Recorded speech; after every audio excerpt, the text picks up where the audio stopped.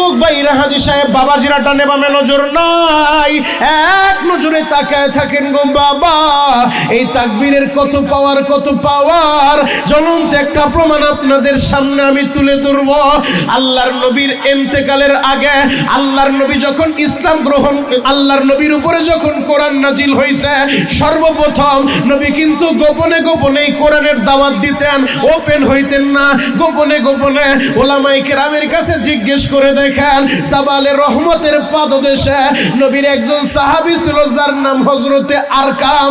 এই আরকামের ঘরের ভিতরে বৈশা আমার নবী কোরআনের তালিম দেয়, আমার নবী কোরআনের দাওয়াত দেয়। এই দিক দিয়ে মক্কার কাফেরেরা দারুন নাদওয়া বৈঠকখানার ভিতরে বৈশা আবু জাহেলের সভাপতিত্বে বৈঠক অনুষ্ঠিত হয়েছে। ওই বৈঠকের ভিতরে ঘোষণা চলে আসে যে আব্দুল্লাহর বেটা মুহাম্মদের গর্দানটা নিয়ে আসতে পারবা, তারে আমরা 100 লাল উট দিব। কেউ দাঁড়াইতে সাহস পায় না।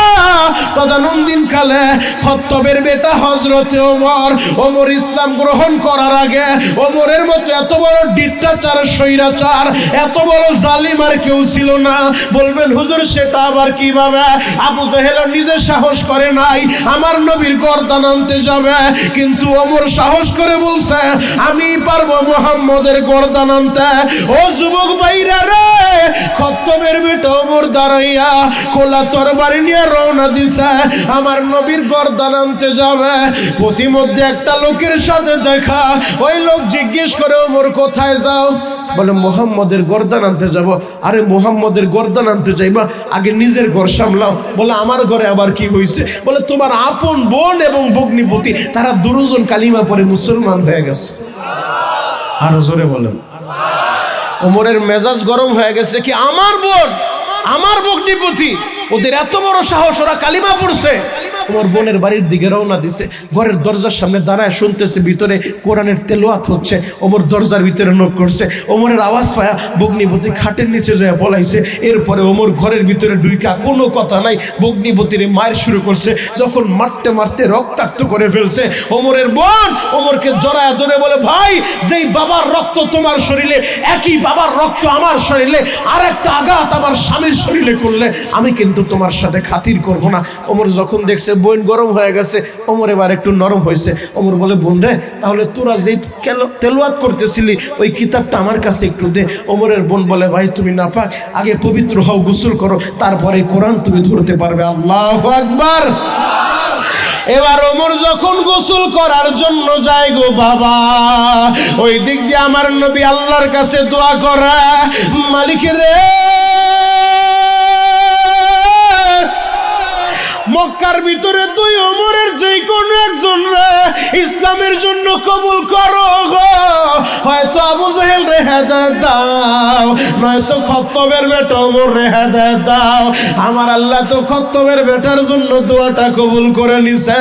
ওমর এবার গোসল কইরা পবিত্র জামা পইরা বোনের কাছে যা বলে, বোন রে ওই কিতাবটা একটু আমার কাছে দে।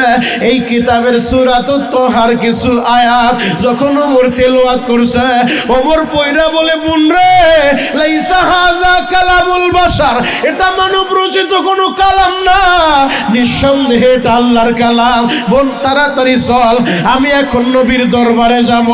ওমর ওই তরবারিটা নিয়ে রওনা দিছে। ওই দিক দিয়ে আল্লাহর নবী গোপনে গোপনে হযরত আরকামের ঘরে কোরআনের দাওয়াত দেয়। মুসলমানের সংখ্যা মাত্র 39 জন, ওমর হবে 40 নাম্বার মুসলমান। ওমর যখন যাচ্ছে বাবা, ওমর যেইভাবে তরবারি নিয়ে যাইতেছে, হযরত আবু বকর আমার নবীর ডাক দিয়ে বলেন, নবী গো, ওই যে তাকা দেখেন খত্তবের বেটা ওমর যেইভাবে তরবারি নিয়ে আসতেছে, না জানি আজকে কি হয়ে যায়। আমার নবী বললেন, আবু বকর,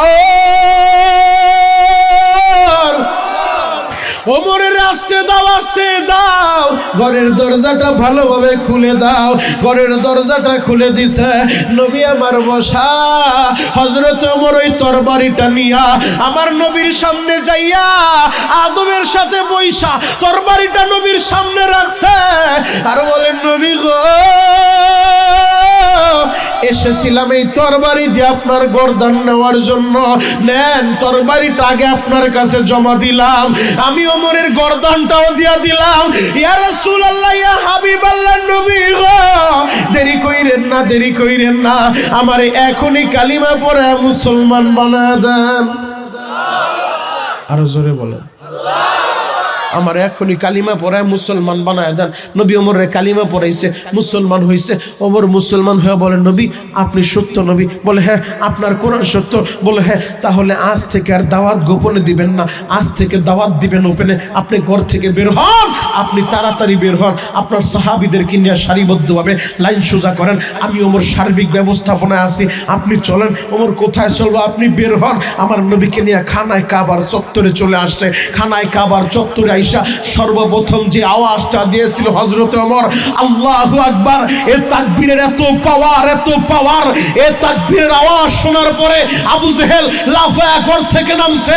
কার এত বড় সাহস মক্কার কাবার চত্বরে দাঁড়ায়া আল্লাহু আকবার ধ্বনি দেয়? এ তাকবীরের আওয়াজ শুনে মক্কার বেঈমানদের দিলের ভিতরে ভূমিকম্প শুরু হয়ে গেছে।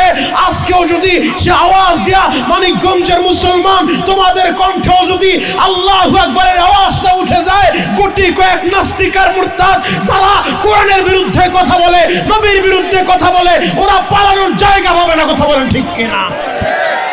সেটা তো সাহাবীদের ইতিহাস শুনাইলাম। আমার বাংলাদেশ, সোনার বাংলাদেশ, এদেশের ভিতরে সিলেটের পুণ্যভূমি, সিলেটের জমিনে একজন আল্লাহর ওলি ঘুমায় আছে, নাম তার হযরতে শাহজালাল। নাম শুনছেন আপনারা? নাম শুনছেন আপনারা? এই শাহজালাল ইয়ামানির জীবনীটা আপনাদেরকে আমি একটু শোনায় যাই। এই আল্লাহু আকবারের কত পাওয়ার এইটা আপনাদেরকে বুঝায় যায়। ওমর তো তাকবীর দিয়েছে, সে তো নবীর সাহাবী। হযরতে শাহজালাল ইয়ামানি সে কিন্তু নবীর সাহাবী না। শাহজালাল ইয়ামানি তিনি ছিলেন ইয়ামানের পীর। তার বাড়ি কিন্তু সিলেটের জমিনে না, তার বাড়ি কিন্তু আমাদের বাংলাদেশে না। ইয়ামানের পীর শাহজালাল ইয়ামানি খানকায় যখন ঘুমায় আছে, মদিনার নবী স্বপ্নে যোগে ডাক দিছে, শাহজালাল রে, তাড়াতাড়ি খানকা ছাইরা বাংলাদেশে যাও। বাংলাদেশে জালিম গরু গোবিন্দ মুসলমানদেরকে গরু জবাই দিতে দেয় না। সিলেটের বুরহানুদ্দিন নামে আল্লাহর একজন ওলি, আল্লাহ তারে একটা ছেলে সন্তান দান করছে, এজন্য ছেলের আকিকা করতে যাইয়া ওই বুরহানুদ্দিন আল্লাহর ওলি একটা গরু জবাই দিছে। বাবা, এই অপরাধে জালিম গরু গোবিন্দ বুরহানুদ্দিনরে ধরে নিয়ে আসে, তার ছোট্ট বাচ্চাটারে ধরে নিয়ে আসে। বাবার চোখের সামনে ওই দুধের বাচ্চাটারে জবাই দিয়া দিছে।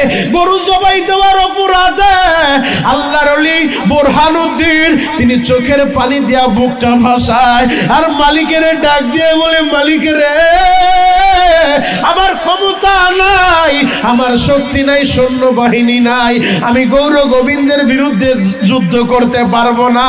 আমার দুধের বাচ্চাটারে জবাই করলো। আল্লাহ তুমি তো আছো, তুমি এই জালিমের পতন ঘটাও, তুমি এর বিচার করো। আল্লাহর ওলি যখন বরদোয়া দিয়ে দিছে, আল্লাহর ওলির দোয়া তো আমার আল্লাহ কবুল করছে। মাজলুমের বরদোয়া আপনারা নিবেন না। ক্ষমতা থাকলেই কারো উপরে জুলুম করবেন না। আপনি শিক্ষিত, আপনার ভাই বেরাদারের উপরে জুলুম করবেন না। আপনার টাকা আছে, এলাকার মানুষের উপরে জুলুম করবেন না। ও মানিকগঞ্জের বাইরা রে, যারা জালেম হয়ে হাসরের ময়দানে দাঁড়াবে, আল্লাহর নবী বলছে, আমি বলি নাই, আয-যুলমু যুলমাতু ইয়াউমাল কিয়ামা, জুলুম কিয়ামতের দিন ভয়াবহ অন্ধকার রূপ ধারণ করবে। আপনারা জুলুম করবেন না, কারণ মাজলুমের পক্ষে কেউ না থাকলেও একজন থাকেন, তিনি কে? আরো জোরে বলেন। এলাকার একটা নিরহ মানুষ মাজলুম, আপনারা যদি তার উপরে জুলুম করেন, মেম্বার, চেয়ারম্যান, মাতুব্বর কেউ তার পক্ষে নাই। সে যদি রাতের অন্ধকারে চোখের পানি দিয়ে বালিশটা ভিজায় আর আল্লাহকে আল্লাহ বলে ডাক দেয়, এই ডাকটা কবুল হইতে সময় লাগবে না, ডাইরেক্ট কবুল হয়ে যাবে। আল্লাহু আকবার। এজন্য মাজলুমের বরদোয়া কখনো নিবেন না বাবা। বুরহানুদ্দিন ছিল মাজলুম, আর জালেম ছিল গৌর গোবিন্দ। তার ক্ষমতা আছে, বুরহানুদ্দিনের ক্ষমতা নাই। ও মুসলমান, ওর সন্তানটারে জবাই দিয়া দিছে। বুরহানুদ্দিন আল্লাহর কাছে দোয়া করছে, আল্লাহ তো মাজলুমের দোয়াটা কবুল করে নিছে। এই দিক দিয়ে মদিনার নবীর মাধ্যমে আমার আল্লাহ স্বপ্নে যোগে দেখা দেয়, শাহজালাল ইয়ামানি রে, শাহজালাল রে, তাড়াতাড়ি আমান সাইরা বাংলাদেশে রওনা দাও। শাহজালাল ইয়ামানি মদিনার নবীর আদেশ পাইয়া মুরিদদেরকে বলেন, আমার মুরিদেরা তোমরা রেডি হয়ে যাও। তরবারি নেয় নেই বাবা, বোমা নেয় নেই বাবা, ককলেট নেয় নেই বাবা, জায়নামাজটা নিয়া, তসবিহটা হাতে নিয়া, মেসওয়াকটা হাতে নিয়া আল্লাহর ওলি রওনা দিছে বাংলার উদ্দেশ্যে। তার সাথে আস্তে আস্তে 360 জন মুরিদ তারাও রওনা হয়ে গেছে। এই দিক দিয়া জালিম গৌর গোবিন্দের কানে এই সংবাদ পৌঁছা গেছে, আল্লাহর ওলি ইয়ামানের পীর শাহজালাল সে বাংলাদেশে আসতেছে, তার বিরুদ্ধে যুদ্ধ করবে। গৌর গোবিন্দ বলে, তাড়াতাড়ি সুরমা নদী থেকে যতগুলা নৌকা আছে সব সরায় দাও, যেন নদীটা পাড়ি দিয়া বাংলাদেশে ঢুকতে না পারে। শাহজালাল ইয়ামানি 360 জন মুরিদের নিয়ে সুরমা নদীর তীরে দাঁড়ায় দেখে, ডানে তাকায় বামে তাকায়, পারাপারের ব্যবস্থা নাই, মাঝি নাই, মাল্লা নাই, নৌকা নাই, কিভাবে পার হবে? শাহজালাল ইয়ামানি চিন্তা করতেছে, যেই জায়নামাজে দাঁড়ায় নামাজ পড়লে আল্লাহ 30,000-এর রাস্তা পুল সিরাতের পুলটা পার করায় দিব, ওই জায়নামাজে দাঁড়ায় যাই, ওই জায়নামাজের মাধ্যমে আমার আল্লাহ নদীটাও পার করায় দিতে পারে। আল্লাহু আকবার। আবার চিন্তা করে, আমি তো নবী না, আমি তো নবীর সাহাবীও না, আমার কথা কি আর নদীর পানি শুনবো? এই কথা চিন্তা করে এক পা সামনে দেয়, আবার 2 পা পিছনের দিকে দেয়। যেই যায় নামাজে দ্বারা নামাজ পড়লে আল্লাহ যদি 30,000-এর রাস্তা ওই পুল সিরাতের পুল পার করাইতে পারে, আল্লাহ নদীটাও পার করাবে। আশা নিয়ে এক পা সামনে দেয়, আবার 2 পা পিছনে দেয়। আমি নবী না, আমি নবীর সাহাবীও না, আমার কথা তো আবার নদীর পানি শুনবো না। হঠাৎ করে কে যেন আওয়াজ দিয়া বলে, শাহজালাল রে, তুই নবী না, নবীর সাহাবীও না, মদিনার নবী তোরে আদেশ দিছে, তুই নিজে আসোস নাই। আল্লাহু আকবার। শাহজালাল ইয়ামানি নদীর ভিতরে জায়নামাজ বিছায় দিছে, আল্লাহ পাক রব্বুল আলামিন জায়নামাজের মাধ্যমে নদী পার করায় দিছে। বাংলাদেশ আইসা একটা বোমা মারে নাই, ককলেট ফুটায় নাই, বাংলাদেশের ভিতরে ডুইকা গৌর গোবিন্দের বিল্ডিং এর সামনে দাঁড়ায় প্রথমে ডাক দিয়ে বলছে, আমার মুরিদেরা তোমরা একজন উঁচু টিলার উপরে দাঁড়ায় যাও, আল্লাহু আকবার বলে আজানটা দেওয়া শুরু করো। এই আল্লাহু আকবারের কত পাওয়ার, কত পাওয়ার, এটাই আমি তোমাদেরকে বুঝাইতে চাই। মানিকগঞ্জের মুসলমান, জীবনে হয়তো তোমাদের সাথে আমার দেখা নাও হতে পারে, এই 3.5 হাত বডির ভিতরে যতদিন রক্ত চলাচল করবে, যতদিনে কণ্ঠ আওয়াজ উঠবে, কোন তন্ত্র মন্ত্রের আওয়াজ নয়, আল্লাহু আকবারের আওয়াজ উঠাইতে হবে। যুবক, তোমাকে জাগতে হবে, তোমার কণ্ঠে আল্লাহু আকবারের ধ্বনি উঠাইতে হবে। শাহজালাল ইয়ামানি আল্লাহু আকবারের এই আযানটা যখন শুরু করে দিছে, এই আওয়াজটা যখন শুরু করে দিছে, এই আল্লাহু আকবারের পাওয়ার শুনে, আল্লাহু আকবারের শব্দ শুনে গৌর গোবিন্দ যুদ্ধের দরকার হয় নাই, তরবারির দরকার হয় নাই, বোমার দরকার হয় নাই। আল্লাহু আকবার শব্দ শুনে গৌর গোবিন্দ পেছন দরজা দিয়া পালাইতে বাধ্য হইছে। বিল্ডিং এর 3 তলা বিল্ডিং এর ইটাগুলো বালু থেকে আলাদা হয়ে খসে খসে পড়ে গেছে, মাটির সাথে বিল্ডিংটা মিশে গেছে। হে যুবক, মানিকগঞ্জের আশিক রাসূল, যদি আজকেও তোমরা ওমরের মতো, শাহজালাল ইয়ামানির মতো, খাব্বাবের মতো, খুবাইবের মতো, হানজালার মতো, তারেক বিন জিয়াদের মতো, মুহাম্মদ বিন কাসেমের মতো তোমরাও তাকবীরের ধ্বনি দিয়া ময়দানে দাঁড়ায় যাইতে পারো। আর একটা বার যদি কোন নাস্তিক আর মুরতাদ টেকনাফ থেকে তেতুলিয়ায় আমার 56,000 বর্গ মাইলের মধ্যে আমার কোরআনের বিরুদ্ধে কথা বলে, ইসলামের বিরুদ্ধে কথা বলে, নবীর বিরুদ্ধে কথা বলে, দল যেটা মন চায় সেটা করব। ওই নাস্তিক যদি বাগি এলাকায় জন্ম নেয়, ওর হাতের নাগালে পাইলে জুতা দিয়া বাইরে কপালে সারা ফাটাইতে কে কে রাজি আছো? হাতগুলো দেখায় দাও। আল্লাহ আমাদের সবাইকে কবুল করুক, সকলে বলেন আমিন। খারাপ লাগতেছে? শেষ করে দিব? আল্লাহু আকবার বলেন তো, আরো জোরে বলেন আল্লাহু আকবার। আলোচনা চলবে কতক্ষণ? সারা রাত? মাশাআল্লাহ, আমার ভাইরা বলে সারা রাত। সবাই সারা রাত থাকবেন? সবাই থাকবেন? সবাই থাকবেন? বুঝতে শুনে বলেন সবাই থাকবেন। আল্লাহকে হাত উঠায় দেখান তো কে কে ভাগবেন। এইটাই ঠিক, আপনারও সারা রাত থাকবেন, আমিও সারা রাত করবো না ইনশাআল্লাহ। তবে আল্লাহ যত সময় চায় তত সময় চলবে ইনশা আল্লাহু আকবার বলেন তো। একটা শর্তে আমার আলোচনা চলবে, ময়দান থেকে কোনো লোক উঠতে পারবে না, উঠলেই ওরে টান দিয়ে জায়গায় বসায় দিবেন। পারবেন তো ইনশাআল্লাহ?